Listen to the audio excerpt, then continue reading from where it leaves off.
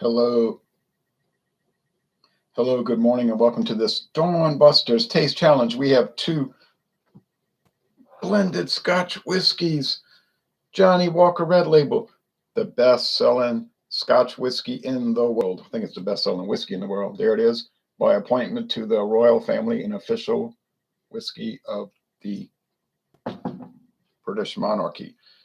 Ballantine's, I think it's the second most popular whiskey in the world, Scotch whiskey. Not in the United States, but around the world, like India, Europe, the European continent, Spain. Well, Spain is part of the European continent. It's very popular. Canada. Price $27.99 for this big bottle. $31.49 for this big bottle. I'm quoting Total Wine and More. So they usually have the best price. I think they scout other people's stores and they market at least $1 less than whoever's got the cheapest. Generally, not always. Now I notice in Europe, Ballantine's, like these British Scotch reviewers, it's a plastic cap, but this is a metal cap with a plastic stopper.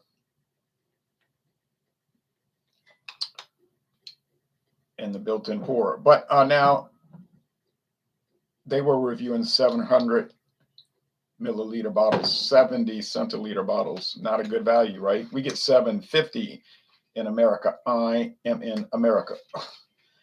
Europe and Australia, them 70 centiliters instead of 75 centiliters. No good. No good. No good.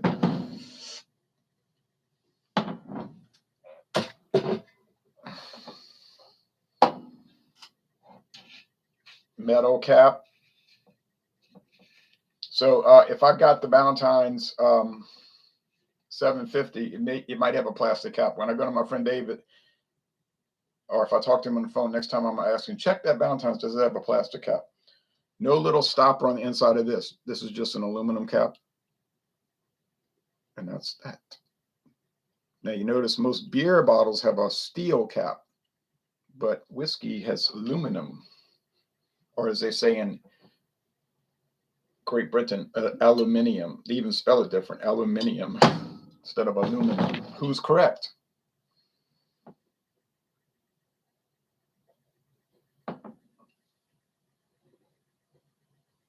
If you believe in American exceptionalism, then you would know that we are clearly correct.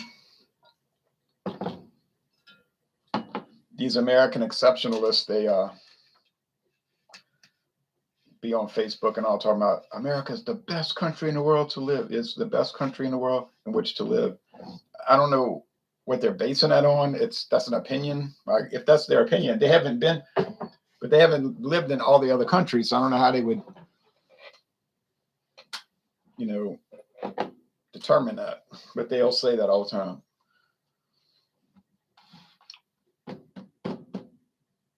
It's like, well, how Reunion Island isn't the best country.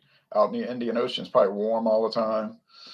Of course, they're probably expensive to live there because of, hold on a second. I see a can had fallen. This can had fallen. Probably knocked down by the wind. They adopted that, that motorcycle look. Don't let the smooth taste fool you, King Cobra. All right. But anyhow, it'd be like saying,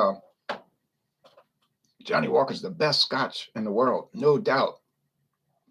Based on, have you tried every other Scotch in the world? No, I just know it. Okay. Now, I don't want you to take it the wrong way. I do like America. I live here. I live in the U.S. of America.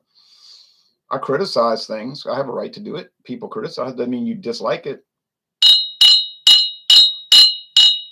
You're saying it's good, but it could be a lot better. And if we don't get it better, it's not going to be around. Nice alcohol legs are both gold. So I haven't been around the world. I was going to go to Europe last year. I was going to go to Spain and Spanish Morocco, one of the Spanish territories in Morocco, Ceuta, Ceuta. There's a ferry you can take, and but the scamdemic wrecked. That was wrecked by the scamdemic. So I don't know if I'll ever travel to Europe. It was close. I had the money saved and was ready to roll. Had the passport up to date, and all blown up by the hobgoblin, the great fear, or the great tool, maybe the great tool of the tyrannous. You say, I'm worried about it. It scares me. They're not worried about it. They love it. They love it so much, and they love every time it changes or supposedly changes. They just in love. Like you say, I love Scotch. They love scamdemics. All right. You say, but you're just picking on them because they're power mad. The Prime Minister of England, the Prime Minister of Canada, the American guy, the guy that says he's the president of America. You're just picking on them because they're power mad. Okay, fair enough. That is why I'm picking on them. All right. Nothing personal.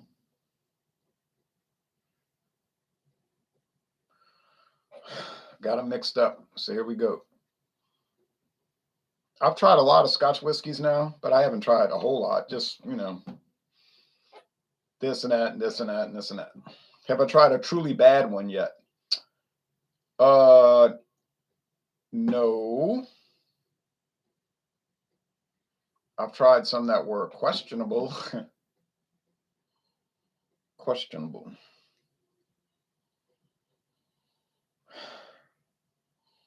This smells. I noticed that Johnnie Walker updated their website, meaning Diageo updated their website. I'm gonna have to check it out. It used to be kind of old tech, like looked like something from 1999. It's like, here is the red label with a lot of, it was just like basic. Now it's like snazzy, the internet age, 2021. You can look at our website, and our website's probably looking at you,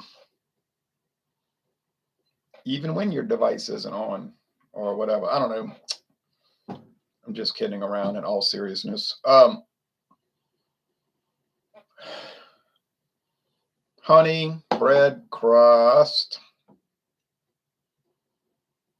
Honey and bread crust. Okay. So we got the arch enemies, Ballantines, the Chivas Brothers versus Johnnie Walker, the Diageo peoples, stockholders. London versus Scotland. I don't know where Chivas Brothers headquarters is, but it's somewhere in Scotland, land of Scots, Mary Queen of Scots, Macbeth. $3.50 difference. Johnnie Walker, $3.50 more. If you buy the regular size bottle, it's about $1 more. No, $2 more. $2. So appearance, it's a draw. Aroma, it's a draw. But this is a Dawn Busters what? Taste challenge, not a Dawn Busters looking at the appearance or smelling it challenge. That factors in. The price factors in, especially if it's a tie. Then the price is the only factor, because what else are you going to base it on? All right.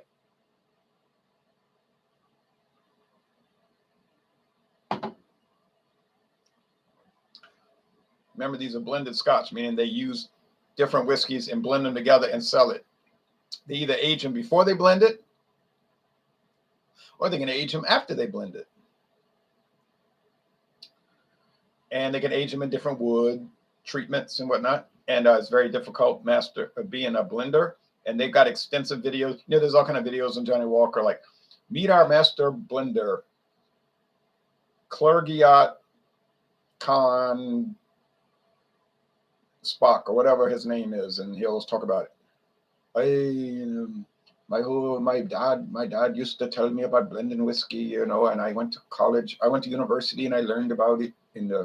Now we're going to switch the glass around, and we look at all the different types of Scotch and all the different grains, and they go on, and it bewilders me. I'm watching it like, whoa, this is so complicated. It's so complex. and it is.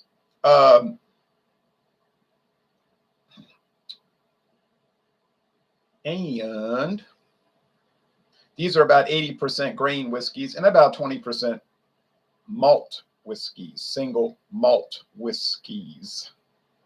In the United States, the law is it has to be at least no more than 80% grain whiskey. See, so if you get an American blended whiskey, it cannot be any more than 80% grain alcohol, grain spirits, which in the United States, though, they don't have to be aged.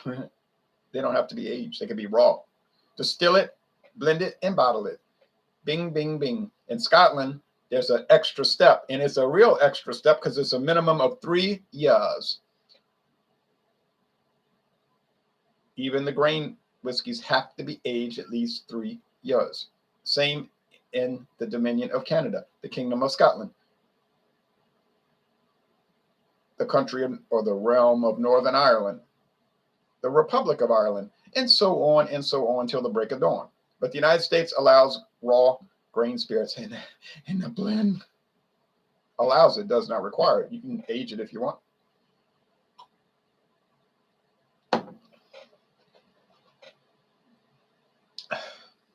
Okay, haha, Johnnie Walker.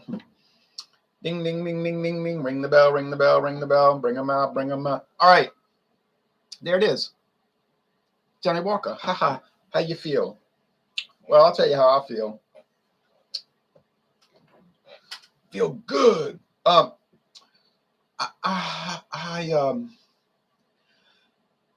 give you everything I've got for a little piece of my. Maxwell says, hello, Ron. He's from the Russian Federation. All right. And I don't know what their whiskey regulations are. They're more of a brandy country and a vodka country. Don't you know? Now,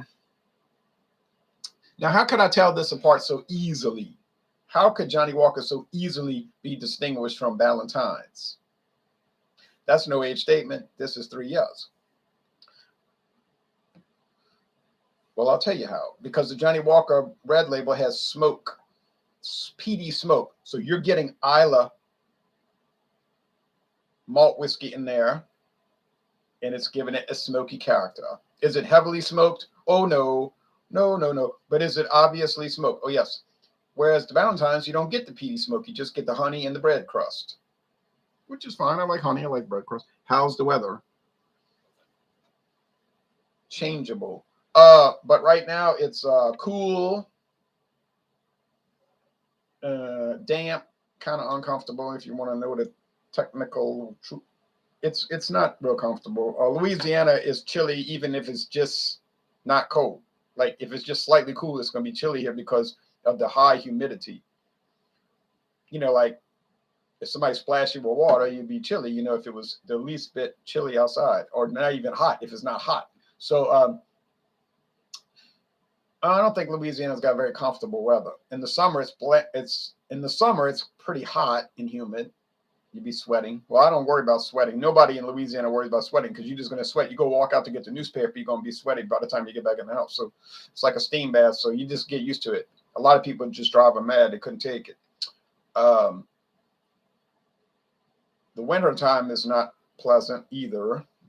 So the only time it's really nice, what you would call quote unquote nice, would be those 45 days a year where it's sunny and low humidity, which is, like I said, only 45 days a year. The other 320 days is not comfortable. BC's Beer Reviews. BC's Beer Reviews. Look, I'm gonna tell y'all one thing. Regardless of if it's in a bottle or a can, he's gonna review the beer. And he joined us last night, and he had an interesting product, but he wasn't too thrilled with it. He got it into the C range, 78, I think. I didn't say a word, but I was thinking, wow, I like that beer a lot more than him. The Winter Lager. So does that mean we can't be friends? Like we have to be enemies now because we don't agree on beer? You say, well, that's crazy talk. Like only insane people would believe that. People who are deranged. That's right, but I actually know people like that. But I'm dealing with people now who, if you disagree about beer and stuff like that, you can still be friends. Just a trivial disagreement. You say, what about politics? What about religion? It should be in play the whole time. I mean, unless somebody has beliefs that are beyond the pale of any acceptable form of human behavior, well, then you probably wouldn't want to associate with them. But in a normal sense, somebody says, "Oh, I'm liberal," I'm so liberal, and I'll just say, "Oh, great, I'm not actually." Now, if they're level-headed, they'll say, "Oh, well, that's just different belief systems. So we have a common interest: beer, wine, and liquor, or whatever. One of the three, two of the three, all three." And so we interact on that. Some people are fanatics, extremists, and they can't interact with anybody who doesn't 100% share. They're like Maoists, like Mao, the chairman of China, the communist dictator of China. If you were not in 100% compliance with him, he might let you off by just sending you into a work camp for 30 years. Or it could be a lot worse. So that's how people live their normal lives. Like literally people who are not known. They're just regular people. And they will not interact with you if you do not 100% agree with them. You say they sound like it's like a personality disorder. It seems to be a pretty common disorder. It's not ubiquitous. It is ubiquitous because it's everywhere, but it's not like probably the majority of people. But you run, and I think these hobby groups like beer, comic books, collecting stamps, it sort of attracts that type of mentality. The people that's not quite right in the head, but it'll show up. Give it time, it'll show up. All right. But thankfully, I'm dealing with people now who are a lot more level-headed, not fanatics. Easy going, relax, calm, cool, collected. For example, BC's beer reviews. Now, there is a reviewer in Georgia, and he did join once. Beer snob. He uses that term with a wink and a nod. But he never joined again. I wish he would. I guess people are busy. It's hard to join every Wednesday, every Friday, all that Sunday morning, This Ballantines is basic. It's not bad. I'm not going to sit here and talk about, oh, it's bad. I hate it. It's not bad, and I don't hate it, but I surely do not love it. It's very grain oriented, like a cereal grain bar with no, it's rough, a little rough, not so smooth.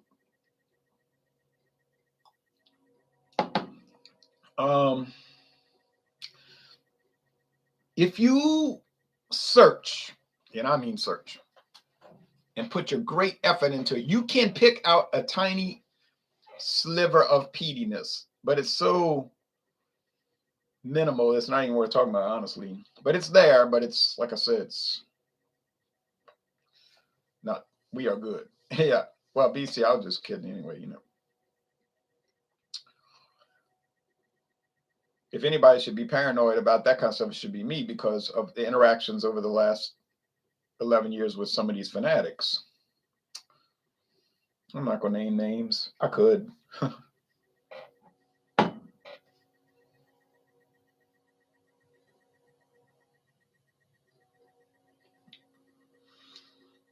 But it wouldn't accomplish anything, and it's just no point to it. All right. One guy on Facebook unfriended me because I was pointing out an inconsistency in a policy position with his favorite presidential candidate in 2012. He was like, "This guy's great. This libertarian candidate is great." And I was looking at the guy's platform. I said, "He's not great. He doesn't even follow his own program." He was like, "Yes, he does." I said, "He doesn't."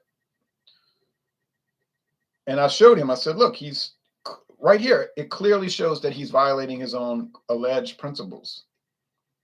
So his response was, I'm done. I'm done. And he unfriended me. And I didn't need to be his friend. I don't even know the guy. But that's just an example. It's like not only did we disagree, we didn't really even disagree about policy because we both supported non-intervention in foreign affairs. He couldn't handle the fact that his favorite candidate had deficits, glaring deficits, I might add, a horrible candidate.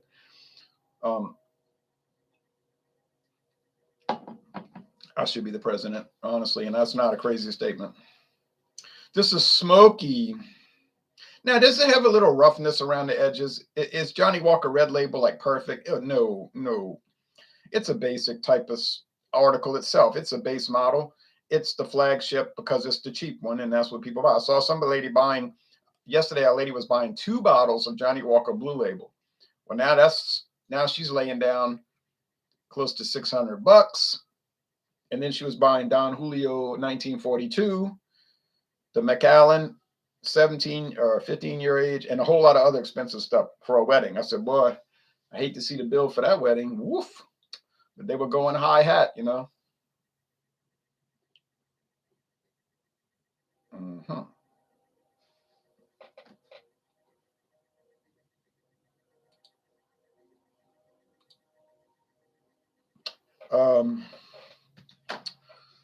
Is Johnnie Walker Red Label $3 better? $3.50 better? Yes, it is. Mm-hmm. And what I prefer it over the, I do prefer it. I don't like say, oh, Johnnie Walker Red Label. I'm so devoted. I'm hopelessly devoted to you. I'm not like that. I think it's nice. My counterpoint is that some people get on the internet and I watch their reviews and what they're saying about Johnnie Walker Red Label is totally detached from reality, really. I'm like, this person cannot be serious. There's no way they're tasting that. You know, tastes like school glue and cardboard and foil on a gold key book and all of this, those little golden books, the foil on a little golden book. I'm like, nah, man. You're just saying all that because I don't know what you're doing. You're trying to get some kind of like establishment that you're a really fantastic whiskey reviewer and it's advantageous to your channel to attack Johnnie Walker Red Label. It's an easy whipping dog. It's an easy target. And you're like, look, I hit the target. And my answer is, I guess you did. It's as big as a wall. But it's none of those things. It's basic in a lot of ways. And by the way, until 1909, it was called Old Highland whiskey. Mm-hmm. From 1867 to 1909, it was called Old Highland Scotch whiskey. They didn't change the product. They just changed the name in 1909. They got a new kind of ownership and they rebranded as Johnnie Walker Red Label. And then the Johnnie Walker Old Highland Double, whatever it was, Old Highland 12-year, they renamed it Johnnie Walker Black Label. That's what happened. It tells you that on the website. It was no product change. It was just a label and name change. Jeep and Foodie Cable says, listening while I work. Good morning, Ron. Good morning to you. Good morning to you. All right. So that's it. I knew it was going to be like this. I knew it was going to be a sure shot, like the Beastie Boys would say, a sure shot. So I knew it was going to be easy. You got to pay your dues if you want to sing the blues, and you know it don't come easy. But we're not singing the blues. We're tasting Scotch whiskey, and in this case, it was a snap.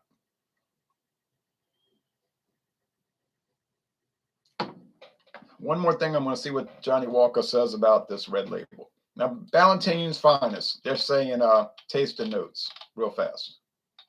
Let's see if this is accurate. I never can remember these things. The color, not color. Light gold. Yes, nose.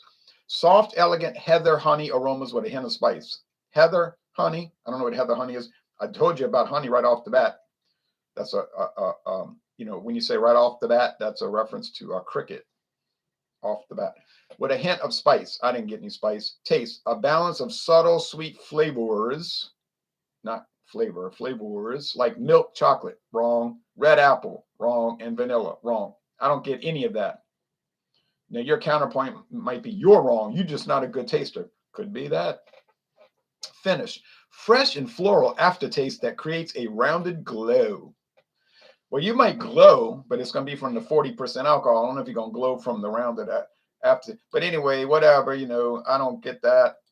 Now, let's see what Johnnie Walker Red Label says. I'm not reading all that violin music, but they're telling you right off the bat. I have watched cricket twice. Once in the Bahamas, didn't know what was going on, and once in Canada, another Commonwealth realm, didn't know what was going on, but I saw they were very interested in it. Smell, fresh citrus fruitiness. Did I say anything about citrus? No, I didn't. Taste, burst of black pepper and cinnamon. Black pepper and cinnamon. Oh, yeah? Really? Finish, a long, lingering, smoky finish. Well, I don't know about a long, lingering finish. I would say more like a moderate finish. But the smoke, now they hit it right there. It does have smoke. And once again, I'm not saying that these whiskey websites are wrong, because it has to be taken into account that I might be wrong and they might be right. And considering they've been in the business since 1820, you might want to go with what they're saying. Now, the first thing, there they go, talking about cocktails. Johnny and ginger, Johnny and peach, Johnny and lemon. Highballs. That's the highballs. Oh, and then they go on and on. How is our whiskey made? Drying from it. It's a very extent. You better have a lot of time on your hands, because it's going to take you a lot of time to look at the website. All right. Thanks, everybody. Tomorrow, Friday. I got a taste challenge for Friday, but I might have to do it. I'm going to have to do it today. I'm afraid. What is it, you may ask? Well, it's going to be Ballantines versus Johnnie Walker Blue Label. Oh, no. Well, we want to use the word challenge very loosely, because it will not be a challenge. You might say it's a challenge to watch it. But I'm going to do it anyway. Johnnie Walker Blue Label versus Ballantines. Is that going to be a fair fight? It is not going to be a fair fight. But we're going to have the contest anyway, as bad as it's going to be. Following that, Saturday, we've got Chivas Regal Mitsunara, partially aged in that Japanese Mitsunara oak versus Ballantines. That will not be a fair fight. Ballantines has no chance of winning. I assure you of that. It will not happen. It cannot happen. It's an impossibility. And when I tell you the price I paid for Chivas Mitsunara, you're going to say that's an impossibility. But it was the true price. I paid it. Incredible. We're going to close it out with Ballantines versus 100 Pipers. Bottled in America by Heaven Hill, but it's a Chivas Brothers brand.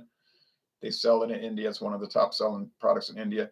There's a 12-year age, which I've never seen, probably only sold in India. And then there's a travel exclusive, one of the things you can buy at the airport, that's super deluxe, that, I'm never going to see it. But anyhow, you might say, no, come on. That 100 Pipers is so cheap. I see it for $8.99. $8.99. That's about the cheapest price for whiskey in the world. And you're going to sit here and tell me that lowly 3-year age 100 Pipers, introduced in 1965, has a chance against Ballantines. Not only does it have a chance, my prediction for Sunday morning is going to win. And I'm confident in it. It will win. 100 Pipers will win. 100 Pipers is a it's a secret weapon of whiskey. 100 Pipers is no joke. It seems like a joke because you see it in that kind of drab looking bottle for the United States. It just looks like, man, I wouldn't buy that stuff. What is this? This is like trash, but it is a major brand and everything. But yeah, and then starting next week, We're going into brandy. I have that biscuit brandy. Now you say that's a joke. Well, who in the world is going to name a brandy biscuit? Biscuit is what you put jelly and butter on. You eat it with breakfast. I know, but that's the name of the company, Andre Biscuit. So it's a French guy, and he started a cognac brandy company in Cognac, France, called Biscuit Brandy. Cognac, sorry. Well, that's a type of brandy, cognac. Get ready, because that's going to be exciting for me, at least. You might hate it, but anyway, that's it. We finished. Have you had Jameson Black Label? No. The stout, the Jameson that was aged in the stout barrel. Yes, I tried it once at my daughter's house, but I only tried one tasting of it. It was very nice. That was 5 years ago, so can't put much emphasis on. But I had tried it. Yes, I liked it. And I tried the IPA treatment, the green label, and that was very nice also. Could you get drunk off of 12 packs of Coors?